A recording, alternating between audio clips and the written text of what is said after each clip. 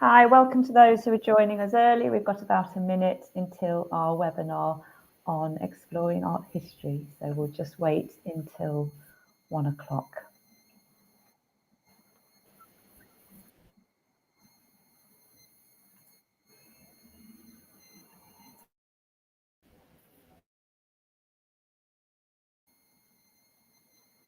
As it says in the comments, do say hello if you're joining us today, if you're live with us, and hello to those who are watching back on recording.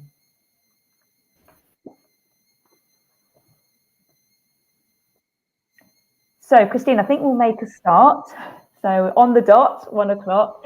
Welcome to everybody for this webinar from the National Extension College in association with the Association for Art History. And I'm delighted to welcome Christina Bradsheet, who's Head of Programmes at the Association for Art History. Hi, Christina, nice to have you with us. So in this webinar today, we're going to be exploring everything to do with art history and particularly looking at careers in art history as well. So it's about an hour, perhaps a little bit less, but there'll be lots of time for questions. And as it says in the comments there, if you have got a question, either pop it in as you think about it or save it for the section at the end.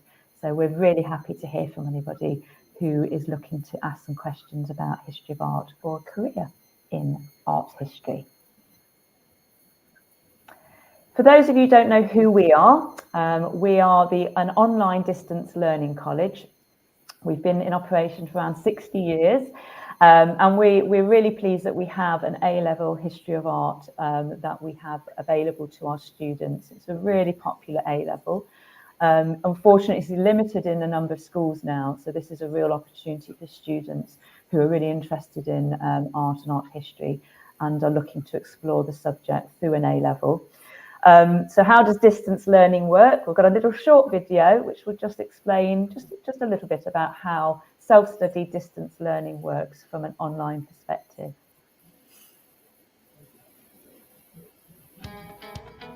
When you learn online with NEC, you're in charge.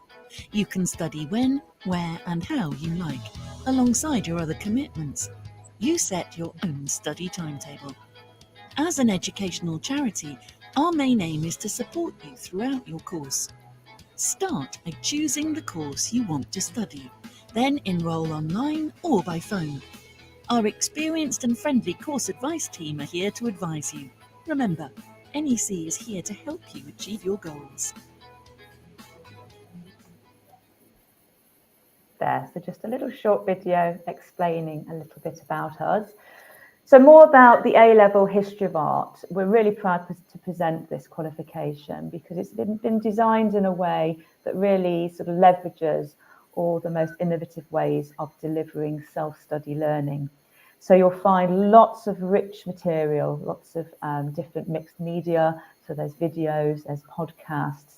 And because it's such a visual subject, we've made sure it's got a rich visual aspect to it. Throughout the course, there's lots of aspects of where you can knowledge check yourself. And then there's an opportunity for you to discuss with your tutor on the messaging system. We have some wonderful tutors, many who are members of the Association of Art History, and we work really collaboratively with the Association for Art History, who supported us and developed the course with them. Lots of different themes from the specification. It's the Edexcel specification that we explore. So whatever you're thinking around how you are approaching art or how you're approaching the history of art, this is a fascinating way of really embellishing that aspect of your knowledge. And it leads through to the exam. And, you know, we have a variety of different students who come on board with us. To be honest, the A-level history of art is one of the broadest different motivations for people studying the A-level. We've got many students who are perhaps studying it for interest. They may be a slightly more mature learner, and you can see someone there who was perhaps a little bit nervous about studying online, what that would mean, but obviously we make it as approachable and as accessible as possible. It may be a slightly younger student who's looking to do it alongside other A-levels, and that may be they're doing their full suite of A-levels, studying at a distance. Or it could be that they're studying this particular A-level because their school perhaps centre doesn't offer it or doesn't have the capacity to offer it. And this is a way of adding on the subject to their current studies. So whatever the motivation is, online distance learning can really support that flexible, accessible learning that students may be looking for. And this is a wonderful course. You've seen a couple of images from it there, some really rich media that brings the subject to life, and signposts you to events and other opportunities to try and apply your learning out in the real world. And we decided on this particular webinar because it sits within the Association for Art History's Art History Festival, which is this week. So lots of activity that's happening. Christina will speak a little bit about this at the end of the presentation, but you can see the link there. So if you are interested in exploring more of the events, then please do look at the website. You will receive these slides if you booked through Eventbrite with us. And then you'll be able to look at all the links, look through the material in your own time.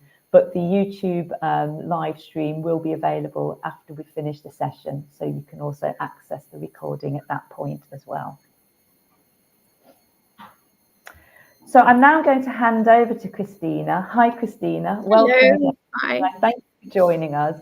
Now, I believe you could talk for hours about this painting, but we haven't got that amount of time. This is one of the paintings that we have in the course that we focus on. And you're just going to give an insight, I think, a walkthrough, an approach to analysing the painting. So I'll hand over to you now. Thank you. Thank you for having me here. And yeah, so I studied art history at undergraduate, master's, and then PhD. Didn't have the opportunity to study at A-level. I wish I had. And I, after various jobs, but after completing my degrees, but one of the jobs has been working at the National Gallery. I worked there for 8 years in the learning department where Rain, Steam and Speed is.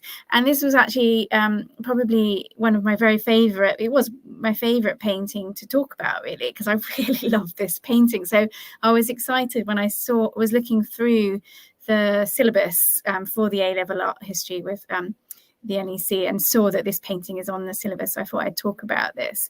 And one of the things I suppose that I really love about this painting is the contrast between this kind of solid black mass of the train and the very kind of ephemeral atmospheric sense of the scudding clouds and the rather fragile sunshine that's flickering through the clouds in the storm.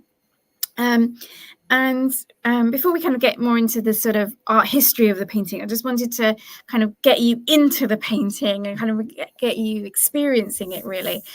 So I want you to think about imagining poking your head through the canvas and imagining everything that would be coming at you. So the wind lashing into your face, taking your breath away, the rain lashing down your face, the cold, wet sliding down your cheeks. Imagine the taste of the soot, the grits getting into your eyes from the steam train, and the sounds that would be surrounding you, the screams of the gale, the thundering of the train on the tracks, perhaps even the sound of the whistle, which the 19th century writer and thinker Waldo Emerson described as the sound of the 19th century saying, "Here I am." And then think about where you might be in the painting if you were to position yourself in the painting. So are you a kind of wind-tossed bird in the clouds, or are you and this is where I'm going to share my screen. I forgot about this bit.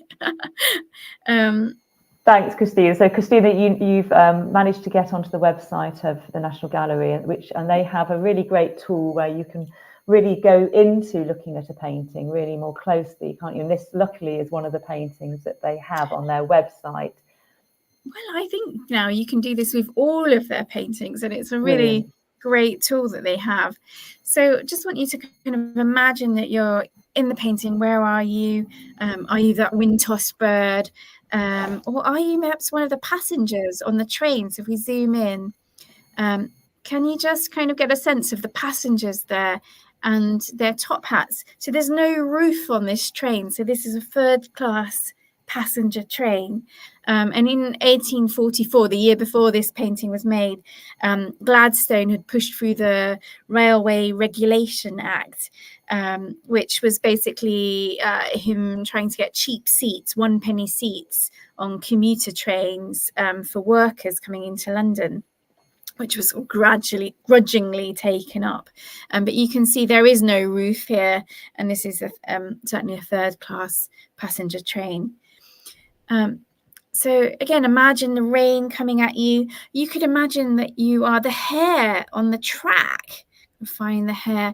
Now, I always say the hare on the track here is like a fairy. You have to believe in it to be able to see it. But can you just see here? Here's the ears. Here's the hind leg coming forward, and a little kind of white foot there.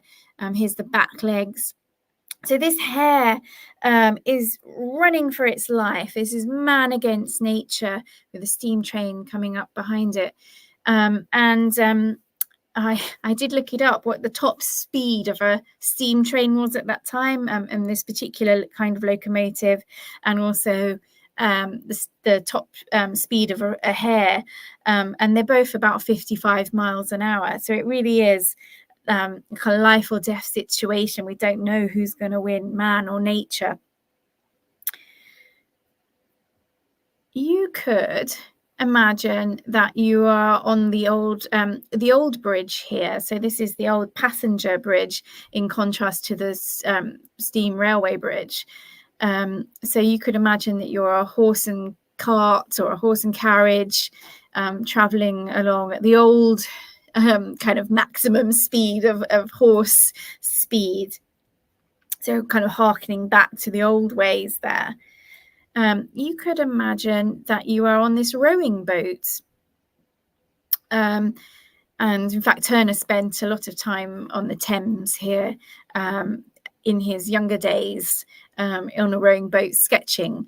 So this might be him sort of thinking back to his younger days. But I just want you to notice that the boat is kind of headed in the opposite direction to the train, which is coming back. The train's coming to us, and that boat seems to be sort of going away from us. So there might be something significant there. We'll come back to that. And then you might want to kind of imagine that you are this farmer in the field here. So the farmer battling his way through the mud and the rain. And again, headed in the opposite direction in the train. And the farmer is not using modern technologies of the day. He's not using steam power. He's kind of headed back into the past, perhaps.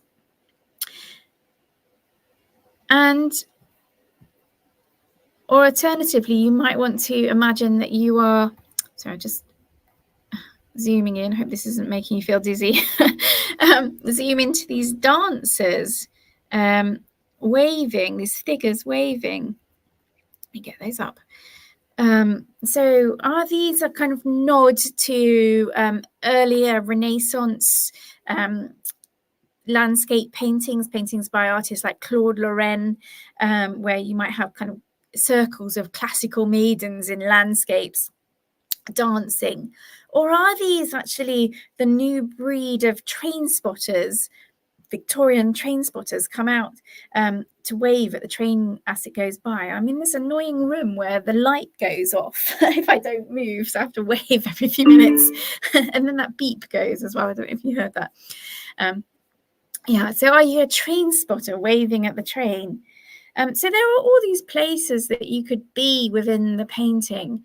And I think that's kind of the point, that there is no single point of perspective. It's more of a kind of vortex of experience. But at the same time, Turner was a professor of perspective at the Royal Academy School, so he taught artists about perspective. So if we think of when we draw an image of a road and we want to show that road receding into space, we've got something kind of similar going on here with the railway track. disappearing backwards. So there is this strong line of perspective into the middle of the painting, as the train thundering through, and of course in a moment it will have passed.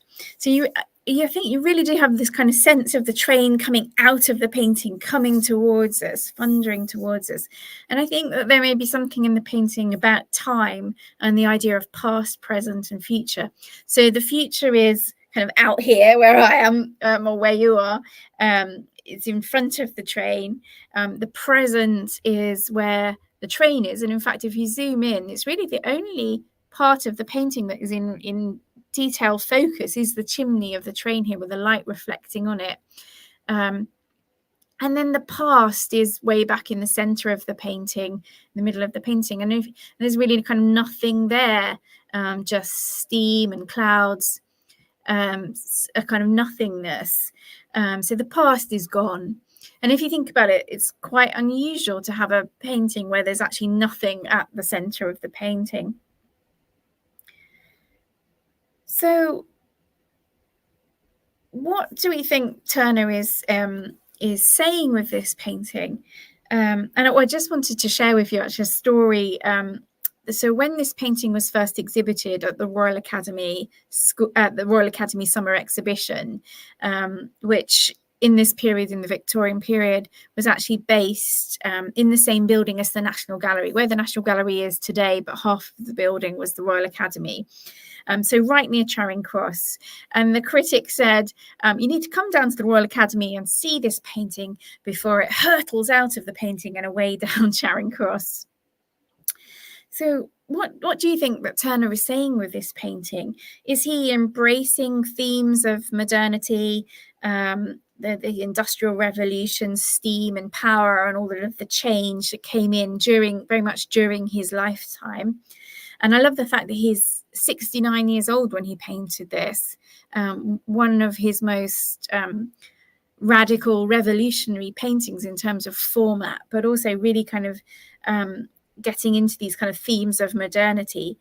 Is he glorifying the engine and the combat of the train against nature as the train thunders through the storm? Or is he lamenting the past? Is he lamenting a sort of golden age? There's a lot of gold in the painting.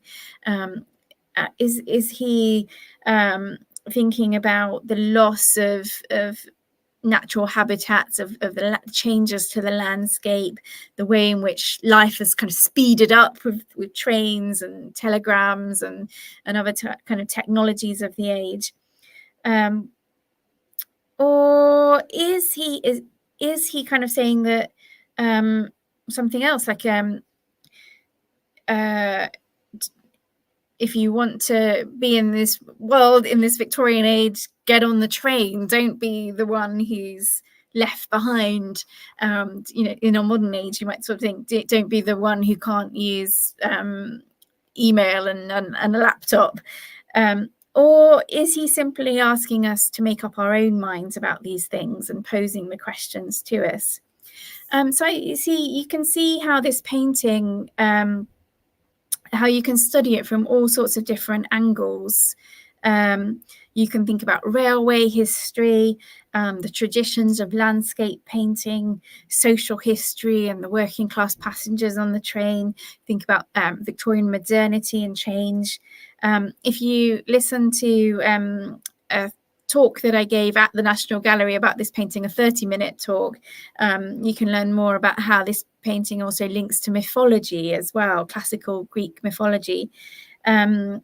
And you can think also about the contemporary relevance of this painting, about what's happening in the world today with climate change and the loss of habitats. I know all of these issues that Turner's raising here are incredibly relevant to us today. So just some things to think about, but you really go and see the painting itself at the National Gallery. Thank you so much, Christina. That's a wonderful insight into how to critically analyse a painting such as this. I know those are the... How to stop sharing. Don't worry, we've got me back. Don't worry. Okay. So yeah, thank you so much. A really good understanding of the skills I think that you would be using if you were studying history of art. And I know that whole aspect of visual literacy is really important as well. And so that's a modern skill because everything we do now is around imagery, isn't it? If we think about how we utilize social media and how we engage with each other by the use of images. So you've really given a good demonstration of the sorts of skills that a student of history of art would be utilizing. And I think you've got some more about your talk. Was this a recording of the talk you did at the National Gallery, Christina, that students can look at? Yeah, so it's a 30-minute talk on the National Gallery webpage. In fact, if you go to the page for the painting, because every painting on the website has a page, you'll find this talk on there. I'm talking very enthusiastically about the painting, and I absolutely hate the way I look and what I was wearing. Well, you've spoken very enthusiastically about it. 47,000 views. So. Excellent. Well done. And I'm sure you've inspired many to follow this through and go and look at the painting either for real, in life, in situ, or on the National Gallery website, and to listen to your your discussion. So where would these skills take you? So as I said, you've demonstrated just yourself now some of the different skills that somebody who is looking at a history of art A-level, and where would studying A-level history of art take you? So we've got a couple of slides with 4 in total, real people talking about their careers. Do you want to introduce any of them, Christina? Yeah, so just to set the context of the slides that we're looking at, this year is the Association for Art History's 50th anniversary. So we thought we would party by making a lot more extra work for ourselves by creating 50 videos of people talking about the careers that they went on to do having studied art history, whether that was at A-level or at university. And it turns out we could make a whole lot more than 50. We could just keep on going and going, because the fact is that people go into an enormous range of careers. So among the 50 videos, we've got everything from kind of curators and art market specialists, auctioneers, to things that are actually quite surprising, like funeral director or perfumer, or who knew you could become a banker or a solicitor having studied art history. So we just wanted to play you, I think 3 or 4 of these videos. Was it 3? 4. Lost track. Just to kind of give you a bit of a flavor of these. So I chose one by a curator, because I think, when you think of a career in art history, you probably think of a curator, but a curator doesn't have to be a curator of Renaissance paintings, although that is an amazing job to have. There are all sorts of curatorial roles in museums and galleries, and so this one is with John Paranada, who is curator of art and climate change at the Sainsbury's Centre at the UEA in Norwich. So he's really focused on climate change, artists who've engaged with climate change, but also what curators can do to make their own practices more sustainable and environmentally friendly. Shall I play that one now then? Lovely, thank you. Hi, my name is Kenneth Paranada, but you can call me Ken. I'm the curator of art and climate change here at the Sainsbury's Centre, University of East Anglia. I went to the University of the Philippines and I studied art history and museum studies in 2009. My job involves several different things: curating exhibitions, artist studio visits, and talking to different climate scientists at the Tyndall Center for Climate Change Research. I use art history as a form to problem solve different types of things in my curatorial role as the climate change curator. How do you talk about the climate via paintings, via sculptures, but also via design, architecture, archaeology, galvanizing our public to be part of climate action makes me really excited about what I do. Lovely.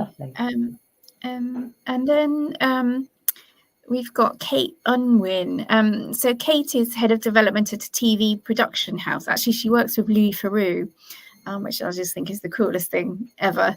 But I think she's made programs like Dinner Dates. She's done a whole range of kind of TV programs. And my mum, when I was studying art history, when I went off to study art history at Leicester University for my undergraduate degree, she said to me, well, because it was a completely new thing to think about for my family and for myself, really. But she sort of said to herself, well, you can do anything that you could do with any other arts and humanities degree. Sorry about this. So, if you think about the jobs that you might think would typically do with an English or history degree, like becoming a teacher or a librarian or work in marketing, for example. So I put this here as an exciting example of a kind of job that you could do with with an arts and humanities degree, of which history of art, of course, is one.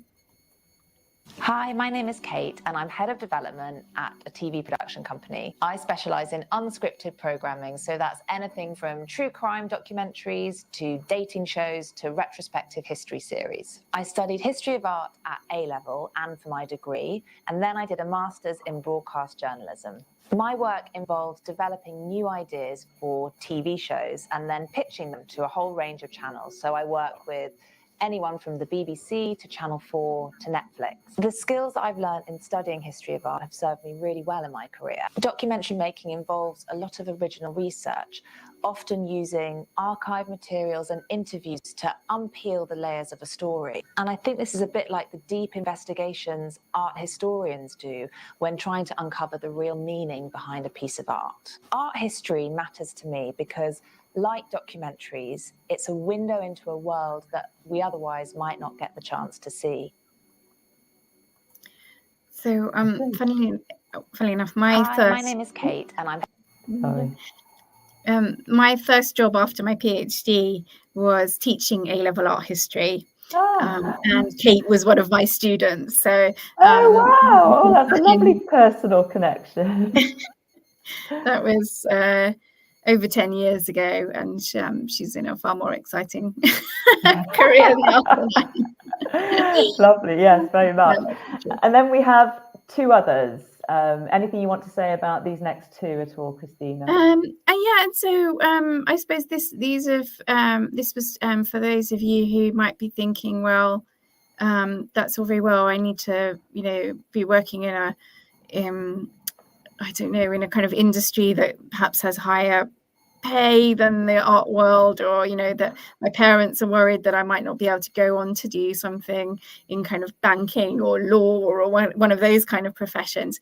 So Ashiana is a finance content writer, but I'll let her tell you more about what she does. Thank you.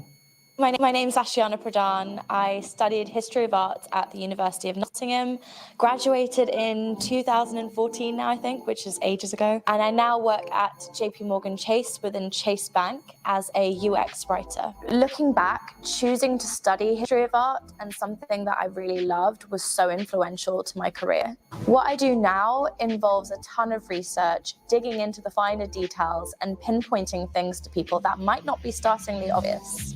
I've learned that creativity, art, writing, and all the things that others may take for granted are actually treasures in the corporate world. In a world where we are massively threatened by the incoming of AI, I would say that the most successful campaigns, bits of writing, are the ones that are truly authentic to the human experience. And I think that is what I was doing when I was studying history of art. I was trying to understand the human experience through those artists and their pieces of work. And I like to think that I'm trying to do the same with everything that I write. Lastly, and perhaps most importantly, I think that if you're truly passionate about something and you enjoy it, it's so worth doing for 3 years of your precious life. When you're young, you don't really know what's coming and you don't really know where life is going to take you. So why not do something that you love? That instinct to go with your gut and your passions will also carry you throughout your career as well.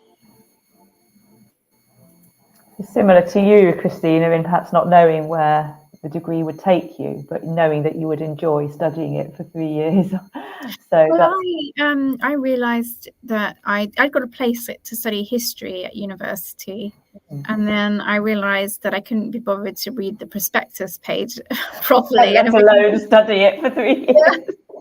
So I didn't really know about history of art, but I'd been to the National Gallery for the first time and fell in love with Van Gogh's paintings. And I also did my A-level French coursework on the missing letters between Van Gogh and Gauguin. So I think the letters from Van Gogh exist, but the letters from Gauguin don't.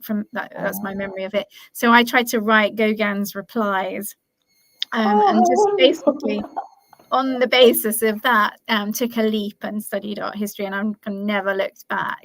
Very good. So we've had a final video from Lacey West, and this is talking more, I suppose, more broadly around the careers in the art world. Is that correct?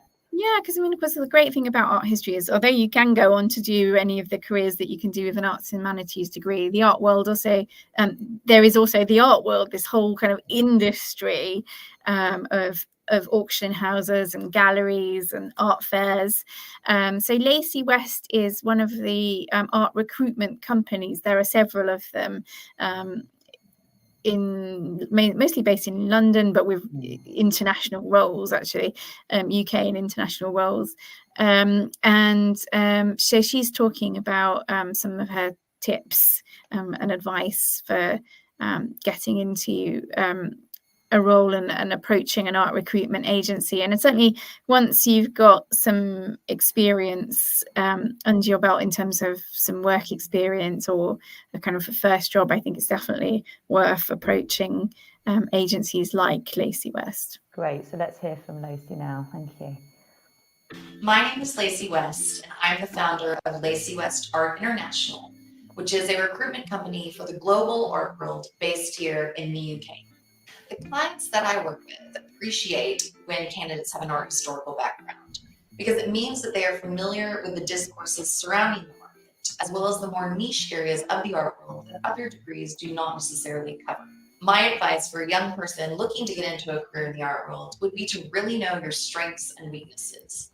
If you don't like being client-facing but prefer writing and research, then perhaps it would be better to pursue cataloging, archiving, or research roles in galleries, museums, or auction houses. Finally, cultivate a genuine passion for art. Stay informed about industry trends and network with professionals to build relationships. Be open to continuous learning and embrace diverse experiences within the art world to broaden your expertise and skills. In addition, in our post-COVID world, roles in art and technology have increased in demand. These roles include online sales and archiving, online art platform developers, and digital marketing. Of course, these are just a few of the roles that you can find in the art world, but each role plays a crucial part in its complex ecosystem.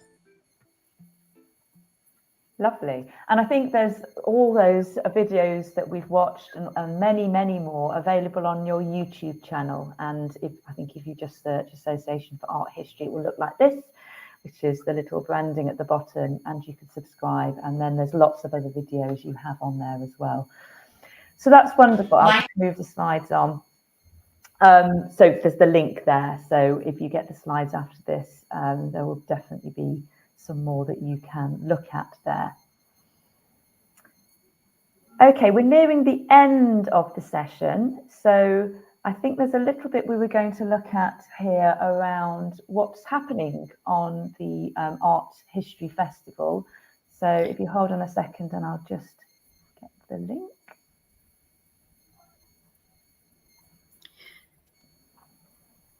Here you go. So let me just go to the top. So this is from your website, isn't it, Christine? Your Yeah, organisation's so website. this isn't for the Art History Festival. This is for our 50th anniversary.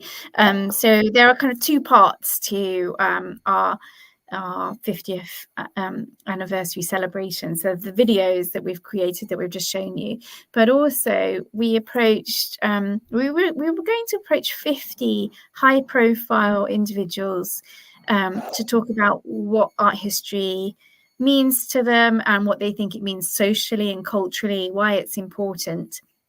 And what the kind of skills that you get from it are, and how it changes you as a person. We meant to get 50. We just kept going though, and we've now got almost 100. So if you want some convincing, or your parents need some convincing about why art history is of such value, do check out that website. And I just wanted to read one of them out to you. Some of you might know Janina Ramirez. She does art history documentaries on television. She's a really lovely, accessible, friendly, vibrant person. Although she's actually a lecturer at the University of Oxford. I think she comes from Essex.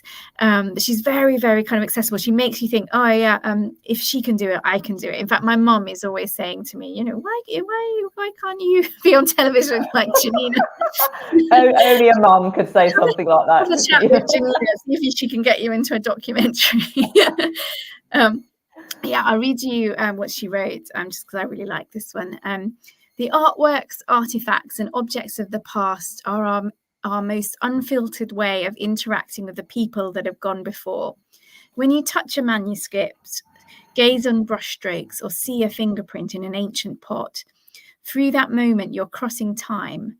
Art history is also one of the few subjects that leaps across disciplinary boundaries, combining our intuitive responses to visual stimulus with documents, music, film, archaeology, as well as the sciences.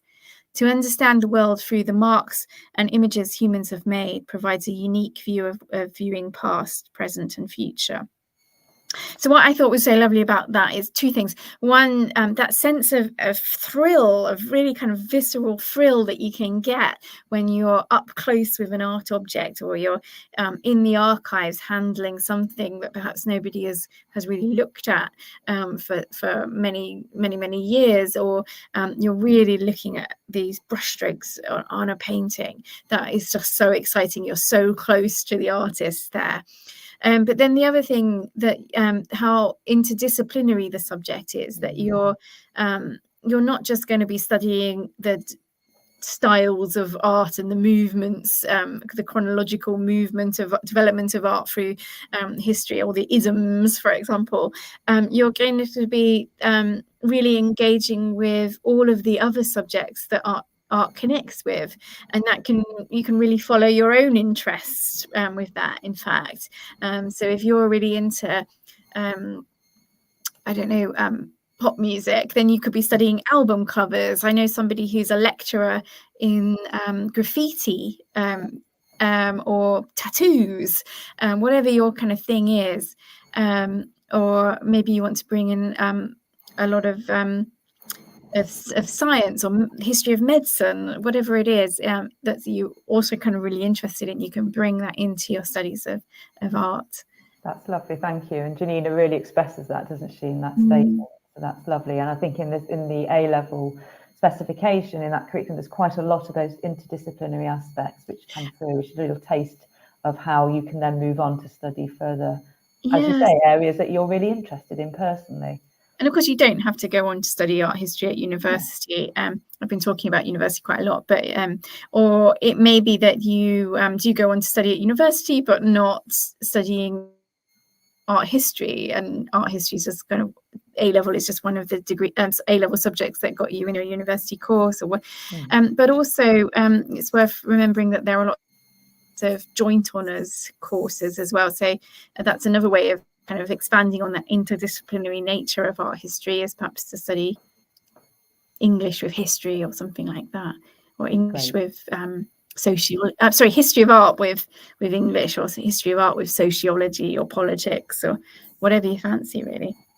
Great, thank you. And for those who are watching the webinar live or this week, there is a event this coming Saturday. So that's, is it the 22nd this Saturday? 21st? Yeah, 21st, isn't Yeah. it? Yeah. So, Yes, 21st of September. As Esther mentioned at the beginning, this week is our Art History Festival week. So there's a link there at the top to the festival. So this is a week-long celebration of art history that we do each year. And we have about 90 events taking place across the UK with about 80 different partners. So museums and galleries essentially up and down the country are putting on art history related events. So one of the events of the festival is this Saturday, 11 a.m. It's a free online careers event about working for arts organisations. So we actually do 4 of these career webinars a year on the Association for Art History programme of events. And the last one we did was on careers in museums and galleries that are, you might think, are more kind of associated with the research into paintings, so like curators or exhibition managers working in museum in learning departments, that kind of thing. Whereas this event is some of the other roles that you might not think of in museums and galleries, but of which they are completely dependent on, and I would love people coming through with an art history background. So things like marketing, fundraising and development, audience engagement, community engagement, working with local communities. It's going out of my head now what the others are. There's many. I know. We have 5 speakers. Each visitor engagement is another one that we're going to be looking at. Yeah, if you can, do come along to that, but it will also be recorded and go onto our YouTube event. If you want to come, you do need to book, which you can do through the festival pages on our website, or go straight to Eventbrite. That's lovely. Thank you, Christina. And you've really given us a real taste of lots of different things. We've covered a lot in the 40 or so minutes that we've been talking. So thank you.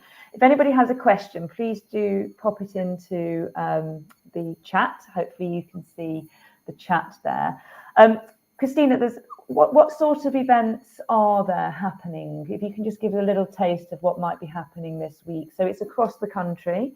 So is it local art galleries and local museums that are sort of partners with you, who are putting on special events that are listed on your website? Yeah, so it's local town and county museums and art galleries, but also the major nationals as well. And I like to say from Orkney to Penzance, because that is true. And these are a real kind of range of talks, curator talks, tours, workshops, panel events, panel discussions, actual practical art workshops. There's a tour of free sculpture I'm seeing coming up there. So walking tours. So really lots to explore, and Mike, if you can go along to some of these, it might kind of give you a sense of whether actually you do enjoy art history and want to kind of pursue it further. I can see that Janina's got an in-person discussion happening as well. Yeah, that one is sold out, but it is it is being recorded for YouTube. Lovely. So some of these events people will be able to find later on to look at and look back at, which is wonderful. We do have a question. Thank you, Noor. Amazing talk. What tips, Christina, would you give students who are trying to figure out whether art history is for them as opposed to traditional history or art? So yes, so looking at those 2 disciplines, I think you were saying you were looking at history and then you chose art history. Is there anything that helped you decide that actually it was the history of art that was more for you rather than art or history? So I mean, if you're a creative art person, you might prefer to study art, or in fact art and art history would obviously complement each other really well. So you don't have to choose between them. And an arts A level or an art degree would likely have some elements of art history in it, but the history of art course, if you take a pure history of art course, that's not going to be a practical, creative, not creative in the subject of making art. It is creative in terms of your creative thinking about the way you approach artworks and think about them and make connections between ideas and different kind of disciplines. But it's much more, I would say, for someone who enjoys essay writing, enjoys research, enjoys formulating arguments. You might not be confident at the moment to talk about paintings, but if you're interested in sort of building confidence in speaking about paintings, then art history would be a wonderful subject for you. Lovely, thank you very much. And in terms of studying, whether you would study that or history, I mean, it may be, I don't want to put history down because history is a fantastic subject, but I think that art may help kind of make it less dry, perhaps. And like, yeah, it brings it to life because you're looking at real artifacts and so on, aren't you? Yeah. Hi, NO. What opportunities available for mature people changing to an art careers? Well, I can briefly answer that, and then Christina will not answer it, but just give a little insight. I think this week we're putting one of our case studies of our students forward, which was a student who, and she won't mind me saying, is a mature student, decided to study A-level history of art with us. Just had always been interested in art, but went into, I think, as we were looking before, more traditional sort of business type of degree and then career. So later in life decided, well, I'd be interested in studying A-level history of art, did that with us, then went on to study art at degree, and now has a second career, you know, at a point in her life when she didn't think she'd be doing that. And it's a career in the field of the arts. So absolutely, I'd say absolutely, definitely there's opportunities for people to move through. Anything you'd like to add to that, Christina? Yeah, I mean, I don't know what this person has been doing for their career, but it may be that there's actually a way to combine the art history and what they've been previously been doing. So, for example, if you were a lawyer, there are art lawyer roles. One of the videos is actually the head of legal at the National Gallery. Or if you've been doing marketing, maybe you want to do marketing for a museum and gallery. So yeah, or you might just want to really kind of think about your the transferable skills that you've had from your previous career and how those could kind of take you into a new direction. But that's not to rule out the possibility of going into kind of very art history focused roles, like becoming an auction specialist or something. That, you know, people absolutely do that, and your transferable skills might be sales or other kinds of research that you've done in your roles. Good. So there's two routes or ways of approaching it: looking at your current career and looking then whether you can transfer that into the sector, or looking at the skills that you've developed and seeing whether there's another role that's similar within the sector that you could use those skills and transfer across. Thinking very laterally, yeah. Yeah, very good. Thank you. Okay, I'd like to thank everybody for taking part, for your questions and for your engagement. A big thank you to you, Christina. Wonderful walk through the Turner painting and also the variety of different careers that studying history of art, whether at A-level or at undergraduate or higher education level, can bring you. Thank you all. Enjoy watching the recording, and I hope that some of you will engage in the events that are happening or explore some of the further material either on the National Extension College website or on the Association for Art History website. Thank you very much. Thank you.